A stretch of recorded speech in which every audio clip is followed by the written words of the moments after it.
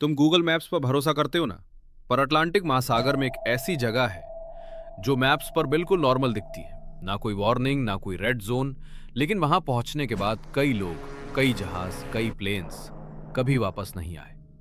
ये कहानी haunted ships की नहीं है, ये कहानी बर्मुडा ट्रायंगल की है।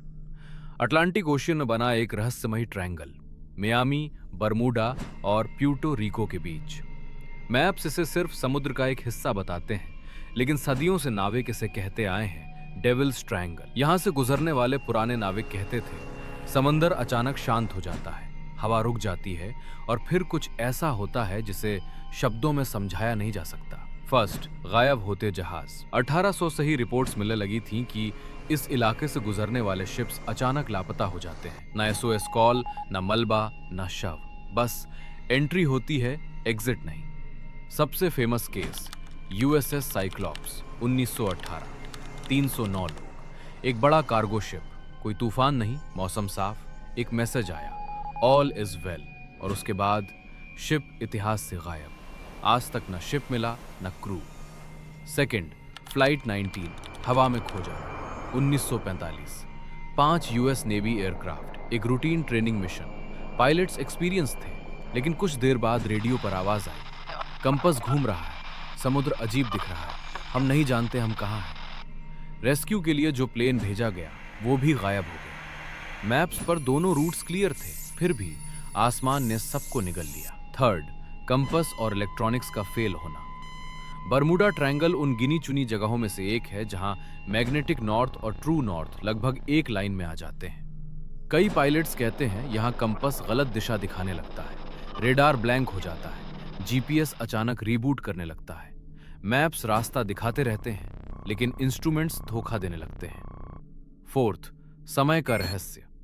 कुछ पायलट्स और नाविकों ने अजीब बात नोटिस की।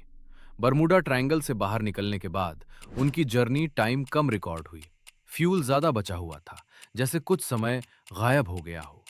इसे कहते हैं टाइम स्लिप थियोरी। क्या यहां समय अलग तरह से बहता है, या कोई ऐसी चीज है जो हमारे लॉजिक से बाहर है? फिफ्थ, साइंस बनाम रहस्य। साइंटिस्ट कहते हैं मीथेन गैस एक्सप्लोजन्स, रोग वेव्स, मैग्नेटिक एनोमेलीज, सडन स्टॉर्म्स। पर सवाल वही है, अगर सब कुछ नेचुरल है तो मलबा क्यों नहीं मिलता, रेडियो कॉल क्यों कट जाती है, और क्यों आज भी इंश्योरेंस कंपनियां इस रूट को हाई रिस्क मानती हैं? सिक्स्थ, आज भी डर। आज भी जब बड़े शिप्स या प्लेन्स इस एरिया से गुजरते हैं तो extra fuel, extra checks, extra alert रखा जाता है, क्योंकि टेक्नोलॉजी एडवांस हो गई है, लेकिन डर अभी जिंदा है। बर्मुडा ट्रायंगल मैप्स पर मौजूद है, उसकी लोकेशन फिक्स है, उसके कोऑर्डिनेट्स क्लियर है, फिर भी ये जगह पूरी तरह समझ में नहीं आई, क्योंकि यहां गलती रास्ते की नहीं होती, यहां गलती मौजूद होने की होती है। तो अगली बार जब तुम मैप पर समुंदर का कोई नॉर्मल सा ब्लू एरिया देखो, याद रखना, कुछ जगहें दिखाई देती हैं पर समझी नहीं जाती। मैप्स रास्ता दिखाते हैं, पर सच कभी कभी गायब कर दिया जाता है। और हाँ, चैनल को सब्सक्राइब करना बिल्कुल ना भूलना, क्योंकि हम बहुत जल्द वापस आएंगे ऐसी ही और चौंका देने वाली रहस्यमयी और अनसुनी कहानियों के साथ।